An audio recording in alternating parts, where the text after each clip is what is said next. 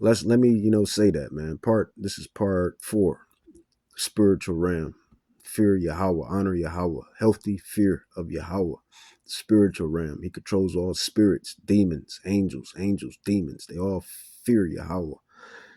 But when we prophets, scholars, apostles, when we get on you nations, we're not talking about you regular, degular folk, man. We're not talking about you 6-pack drinking, Newport smoking, uh, regular Joes. We talking about the movers and shakers of society. The movers and shakers within your nation that know what we're saying is the truth beyond truth, and that know what's really going on, that understands the spiritual realm, that understands what's going on. We talking about them, your Rothschilds, your Rockefellers, your DuPonts, your Oppenheimers, your Orsini's, your Bilderberg, your Illuminati, if you will. And we're the real Illuminati. We're the real illuminated ones, the prophets. Eyes are really open. That's who we're talking about when we get on you nations. And you at some points, I should say, better English. But it's mainly to the people I just mentioned, man. It's to the movers and shakers of society, because they are the so-called elite, and we would be the so-called, well, not even so-called, we are the elite. We would be the elite as well. We are the tabernacles of David. We are the tabernacles of David, the house of David. We are the house of David. And David is going to reign again. King David is going to reign again. It says, then Satan answered the Lord and said, does Job fear God for naught? The accuser. And as I was saying, that's what these movers and shakers of these nations and the society overall, they like to accuse the Israelites. But yet they create the conditions, and they create the traps that keep us plagued, going off. Now you would say, what is that, Malak? What are you talking about? Strip clubs, pornography, LBG, GTQ community, lies, whitewashing, not telling the truth. All of this stuff is delusions and strongholds. Christianity, all of these different sects. And then they go around and blame the children of Israel and say, look at your people. So this is why Yahweh is going to judge them, man. They're going to get judged harshly. It says, then Satan answered the Lord and said, do Job fear God for naught? The accuser. He's an instigator and he's an accuser. That is what Hasatan is. And that is what these movers and shakers of these specific nations, and I gave you the names already. This is, what they do. They like to accuse and instigate and accuse. It says, then Satan answered the Lord and said, does Job fear Yahweh for naught? Has not thou made a hedge about him? So basically Hasatan was saying, you got a hedge of protection around him. He basically accusing him, man, trying to minimize Job's righteousness. I mean, that's basically what Hasatan was trying to do, minimize Job's righteousness. It says, has not thou made a hedge about him and about his house and about all that he has on every side? Thou hast blessed the work of his hands, and his substance is increased in the land. But put forth thy hand now and touch all that he have, and he will curse thee to your face. And Yahweh said unto Hasatan, behold, see, this is the bet, the proposition that they made in heaven. Probably in front of the heavenly host at that, right? Tell a Bible casual this. Try to tell a Christian this. Watch them lose their mind. It says, and the Lord said unto Hasatan, behold, all that he has is in your power. Only upon himself put not forth thy hand. So Hasatan went forth from the presence of the Lord. So right there, man, Yahweh controls it all. Controls it all, man. The spiritual realm. He controlled. He made a bet, a proposition. About Job. And if you understand the biblical scrolls, you know how the story of Job ended. Job held his integrity. Job stood the test.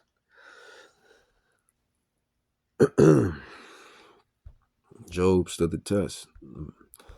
But I do have to say, his wife, man, Job should have got another wife. He should at least had I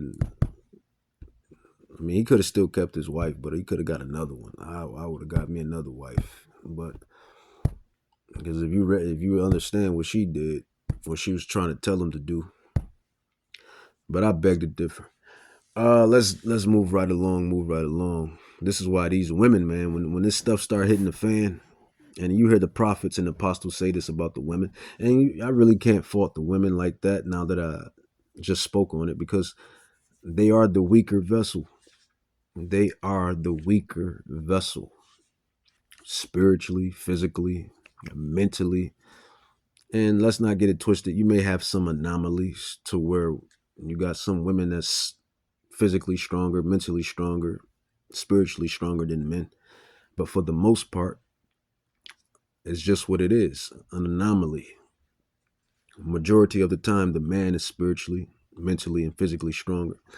And when you read the story of Job, you understand the women being the weaker vessel, because she was telling him to curse Yahweh. That's what she was telling him to do.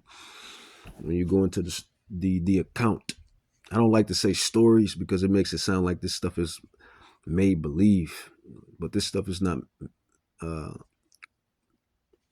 make up believe or made up. This stuff is real. These are our ancestors. These are our ancestors.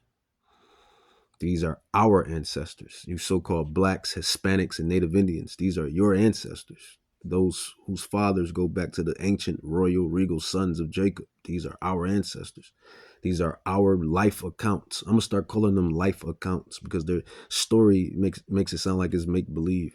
These are life accounts that happen. And they're for our learning and instruction. Carrying on, moving right along. Let's grab Deuteronomy,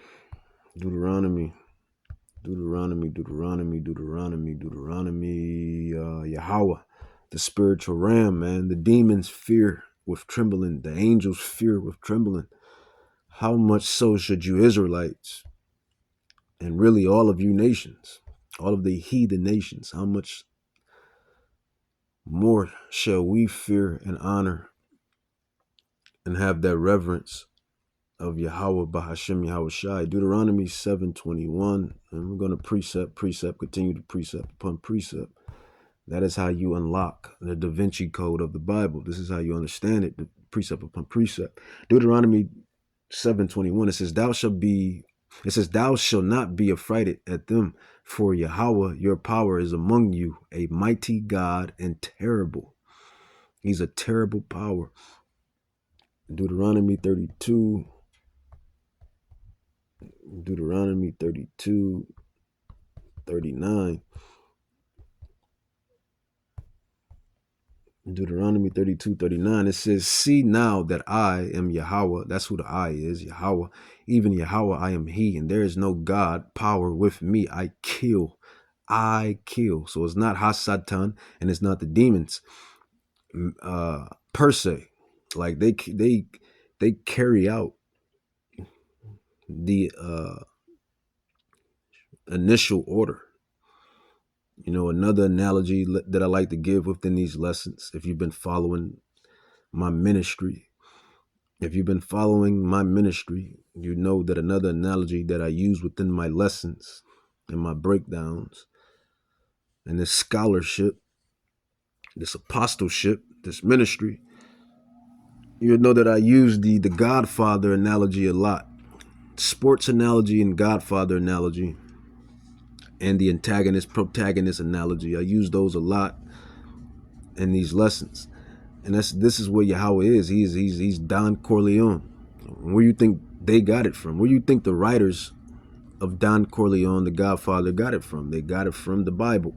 See now that I am he, and there is no God with me. I kill, and I make alive. I wound, and I heal. Neither is there any that can deliver out of my hand. For if I lift up my hand to heaven, and I say I live forever, if I whet my glittering sword, and my hand take hold on judgment, I will render vengeance to my enemies, and will reward them that hate me. So yeah, man, you see that is Yahweh. And who are the ones, and it tells you who hate Yahweh. Psalms 83. Psalms 83, 1-6 tells you that the nations, these heathen nations, man, the movers and shakers within these heathen nations, the movers and shakers within these heathen nations, they hate Yahweh Bahashem Yahweh Shai. So it says, he says he's going to whet his glittering sword, and my hand will take hold on judgment. I will render vengeance to my enemies and reward them that hate me. And when you precept upon precept, and you go into Psalms 83, 1-6, it tells you that all of the nations that hate Yahweh and took crafty counsel against his people. So you can't make this stuff up, man. You just can't make this stuff up. It's literally biblical prophecy. It's literally biblical prophecy. 1 Samuel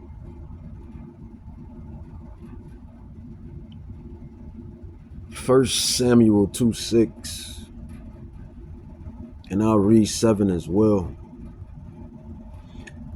Edification, exhortation. It says 1 Samuel 2:6-7. It says Yahweh kills and makes alive. There it is. So it's not Satan per se. It's not demons per se. It's not the angels per se.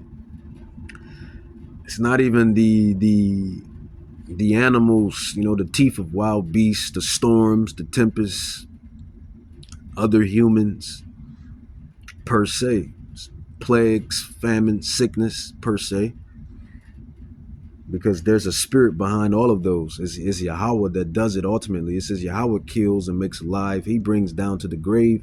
He brings up. Yahweh makes you poor. Yahweh makes you rich. He brings you low and he lifts you up. So Yahweh does all of this. He controls every asset, or aspect rather, and asset, but aspect is the better terminology of your life, of each of our lives, you heathens and you Israelites and you heathens. He controls every aspect of our lives. The very fact that I'm here doing this Bible lesson is because of Yahweh Bahashem Yahweh Shai. Everything, every inch detail in your life.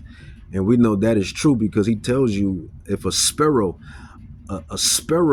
cannot even die without Yahweh knowing. The very hairs on your head are numbered. That is how much micro detail that Yahweh is involved in or evolved with. Truly something to ponder on. Isaiah, let's keep it moving.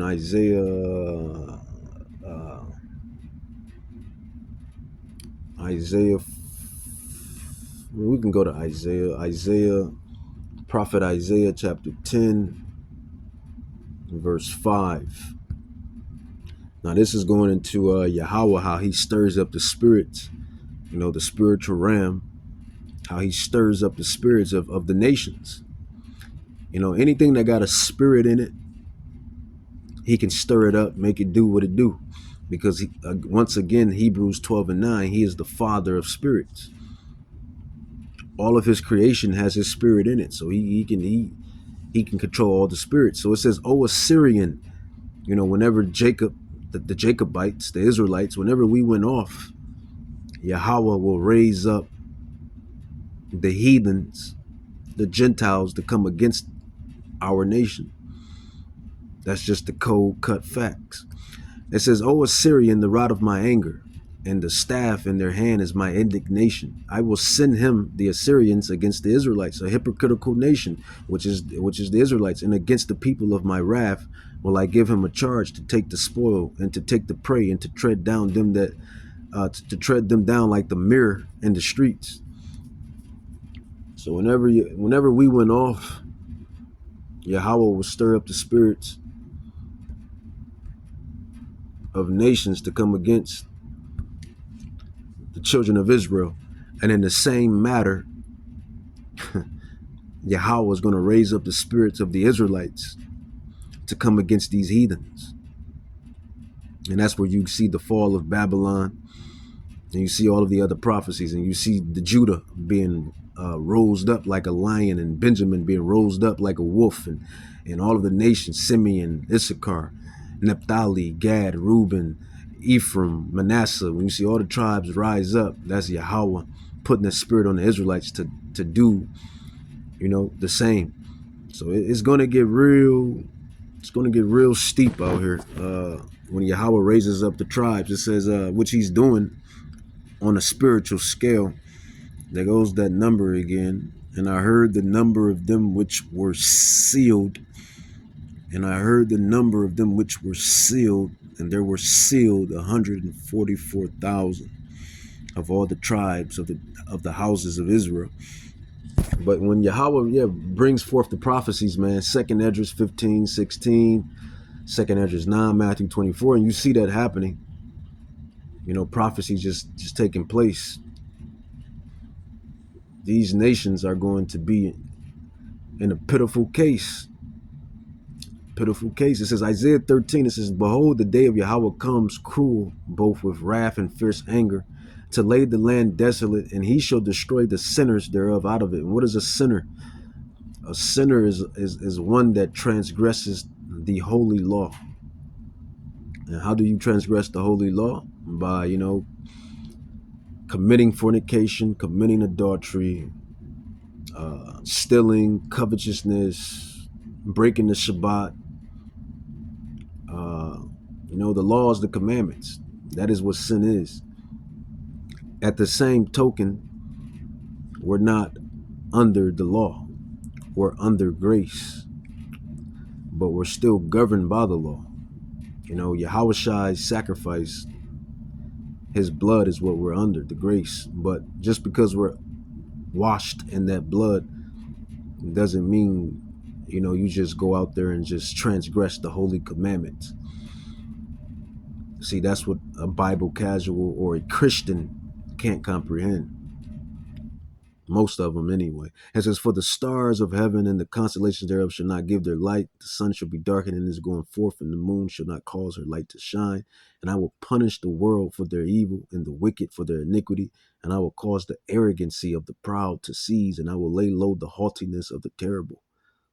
Yeah, those Rothschilds, those Rockefellers, those DuPonts, those Oppenheimers, all of those these bankers, they got a lot of judgment coming, and they know this stuff is true, man. They know it's true. They know it's more true than anything, because ultimately they knew who we were and read the prophecies before we were even woke up by Yahweh.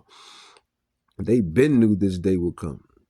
They been knew, they been knew who we were. They been knew who they had in captivity when we came off those ships, and when Christopher and them came off the ships, and when the Southern Kingdom came off the ships, and when Christopher and them came off the ships to the Northern Kingdom. So they already knew who the Israelites were. They knew, they read these prophecies. They knew.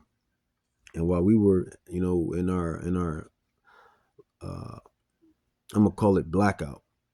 While we were in our blackout, via not understanding what's going on, the dry bones still being dry bones, no flesh manifesting.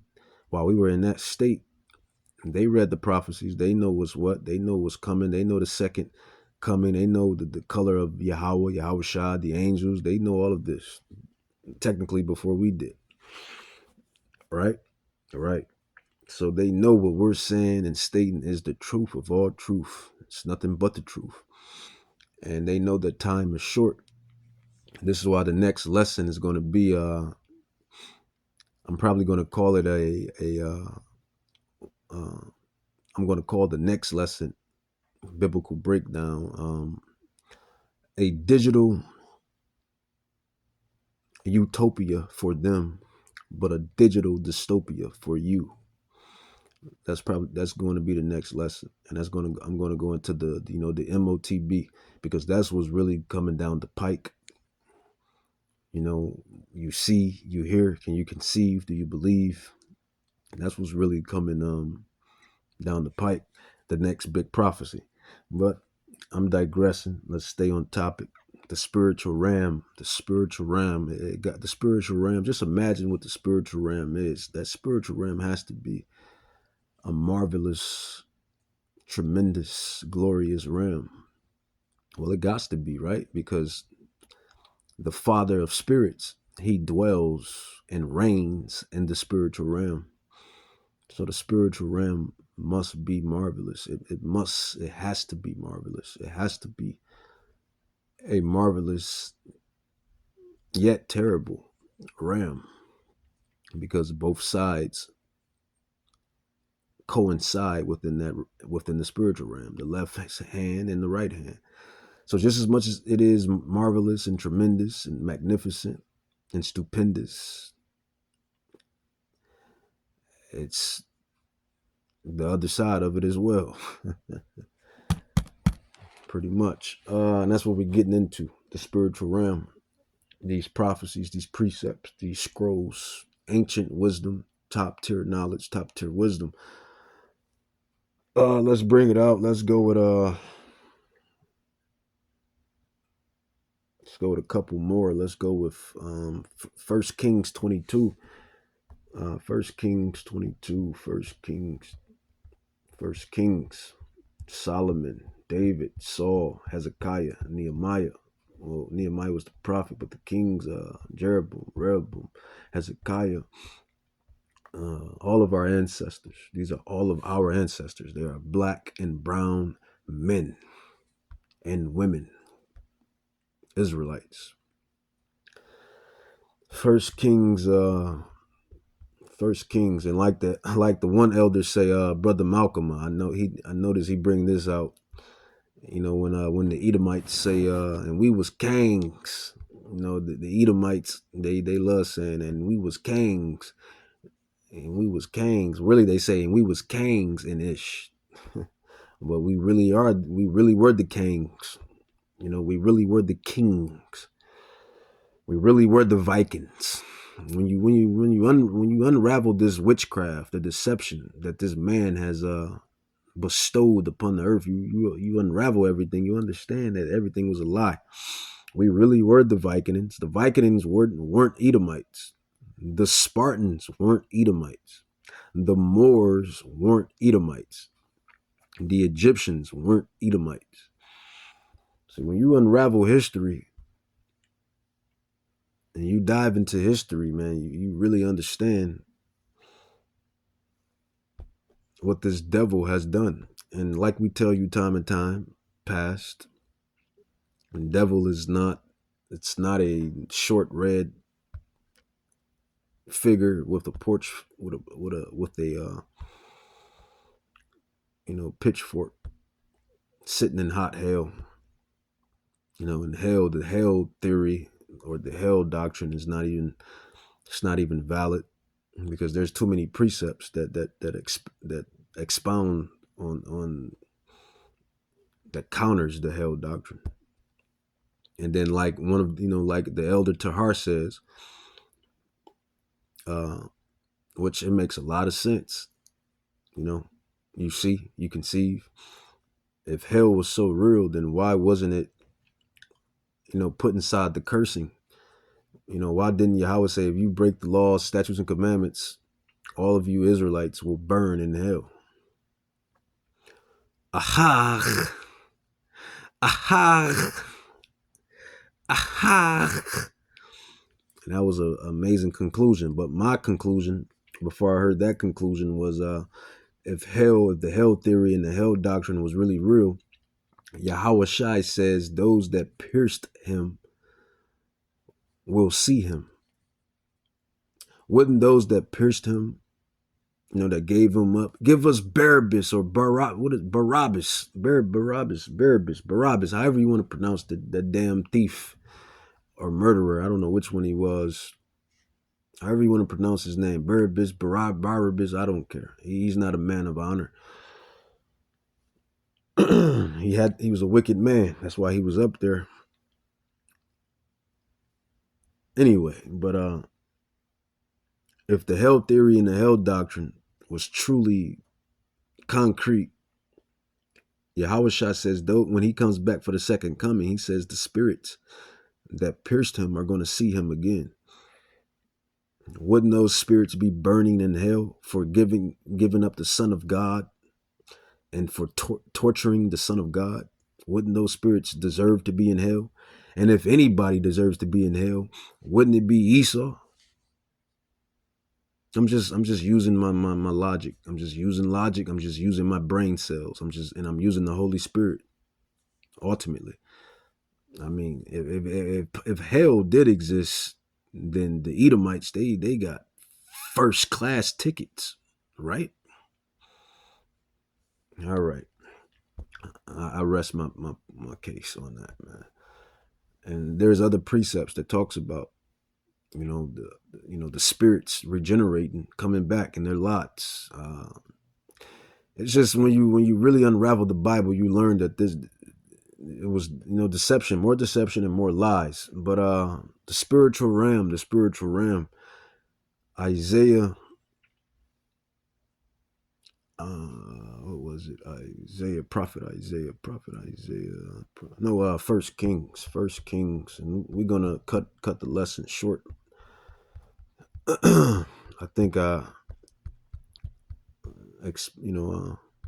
expounded on certain things, brought it out, dug into certain precepts, scrolls, and did enough exhortation, edification for you Israelites that's going to listen to this, and for you agents. I know you agents are listening to our videos. I'm not surprised if you agents have all of our names, all of our pictures, and all of our videos and messages and whatever. I'm not surprised by none of it, because just like you're crossing your I's and dotting your T's, and I said that wrong purposely, Yahweh is dotting his I's and crossing his T's. And I said that right purposely. So, Yahweh records everything. The angels record everything.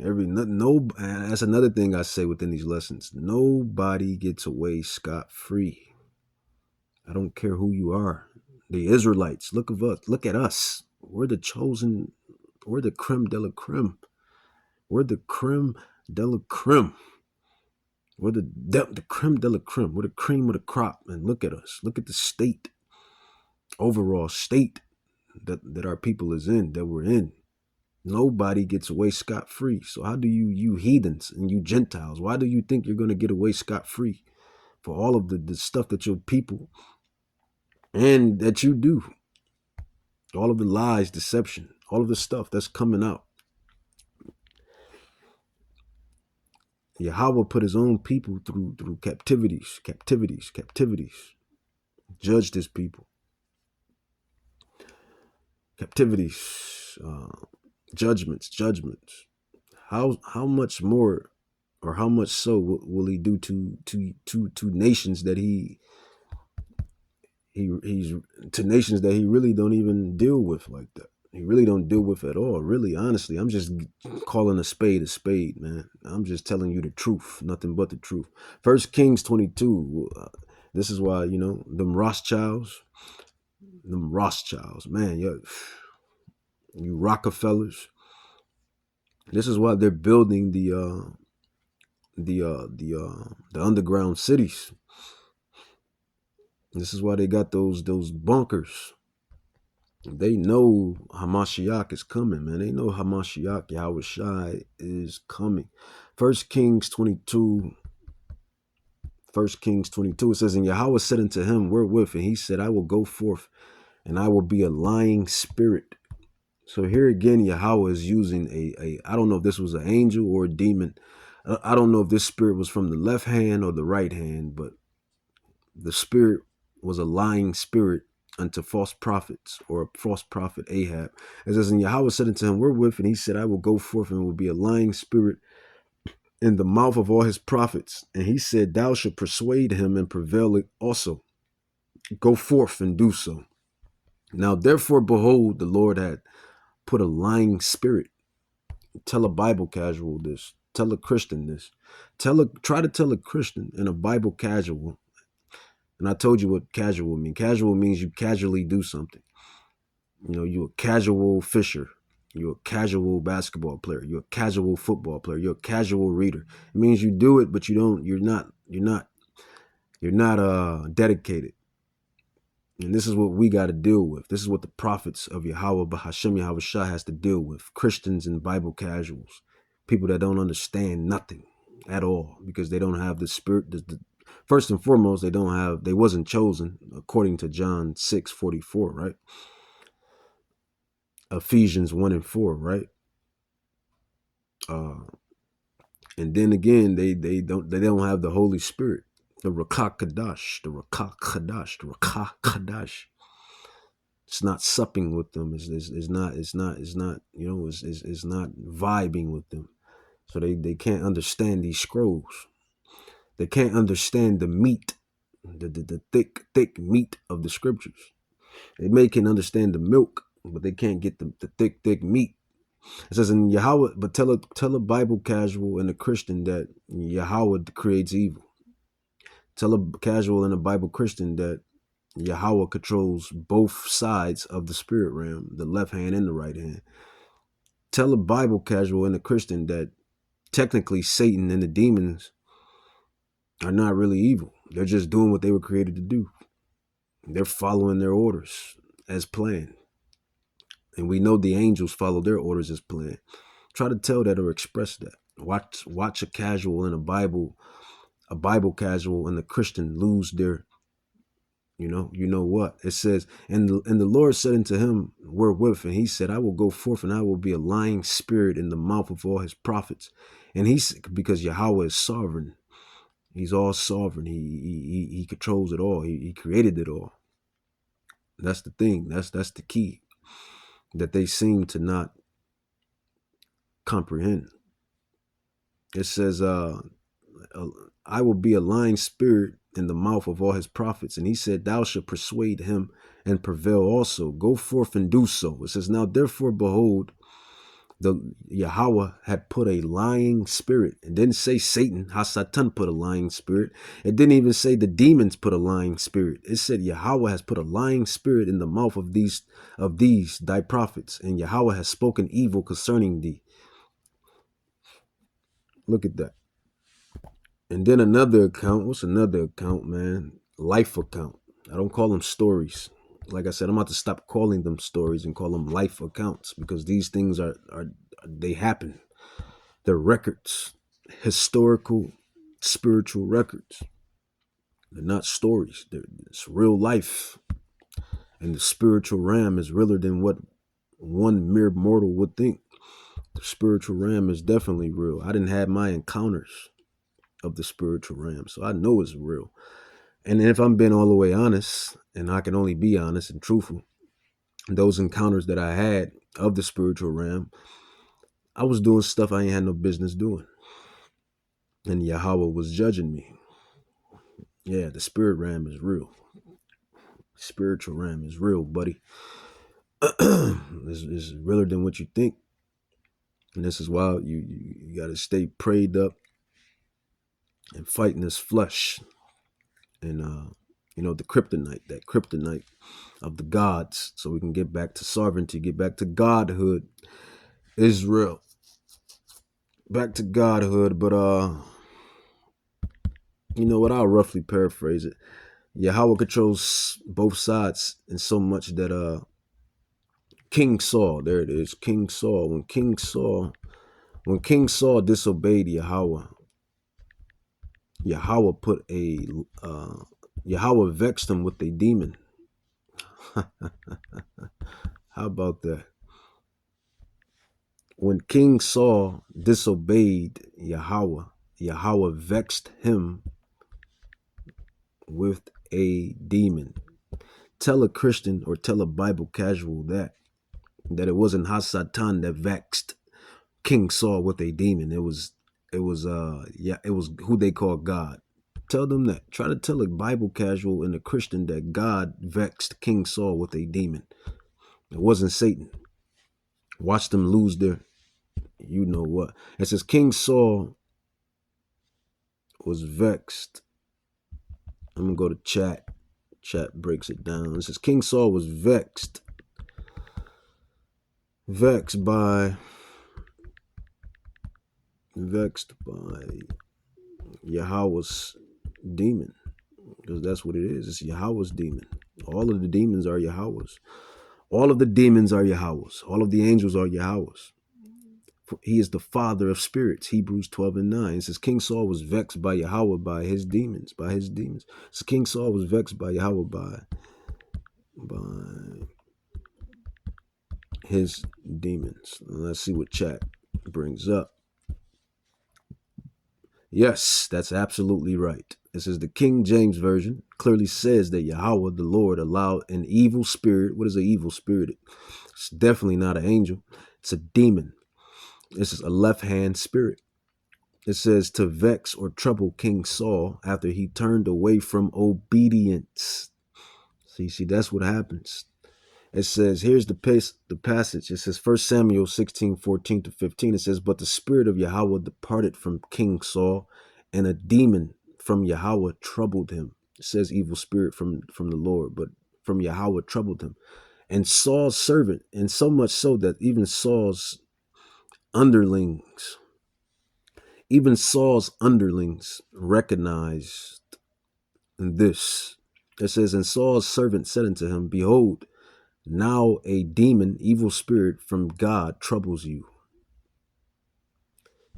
So that's who controls the Rams, buddy. That's who controls it. That's who controls both sides of the coin.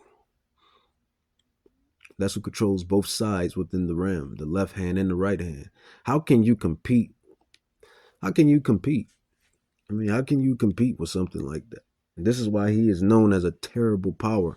And I forget the Hebrew word, but some of the prophets, apostles bring it out. But I don't know how to pronounce it, so I'm not going to take a shot at it. But matter of fact, I'll take a shot at it. But I probably lawnmowered it. Ashashkawa or something like that. Ashashkawa, a demon-like power. I know I butchered it, lawnmowered it. But Ashashkawa, a demon-like power. That is what the heathens knew Yahweh as, because they understood and comprehended. It says 1 Samuel 16:23. It says, and it came to pass when the demon from Yahweh was upon Saul, that King David took a harp and played with his hand. So Saul was refreshed and was well, and the evil spirit departed from him. So look, that's like a 2-in-1, because that shows you that music, that right there, man. 1 Samuel 16:23. That shows you that music can bring on certain spirits. It can bring on, the Holy Spirit, or it can bring on demonic spirits. And you wonder why these devils infiltrate the music industry. But I digress, man. Yahweh controls it all, man. Yahweh controls it all. Let's end it with Sirach. And these prophecies, these mysteries, these secrets are being unraveled via the prophets, via the scholars, the apostles, the elders, Tahar, Gabar, Ramlah, Rakar, and the elders on down. And everybody is bringing out the gospel. More so, Yahweh, Bahashem Yahweh Shai, is bringing out this gospel. And and everybody is waking up, man. Everybody is waking up to the truth, the gospel. Matthew 24:14. But I want to end it with Sirach.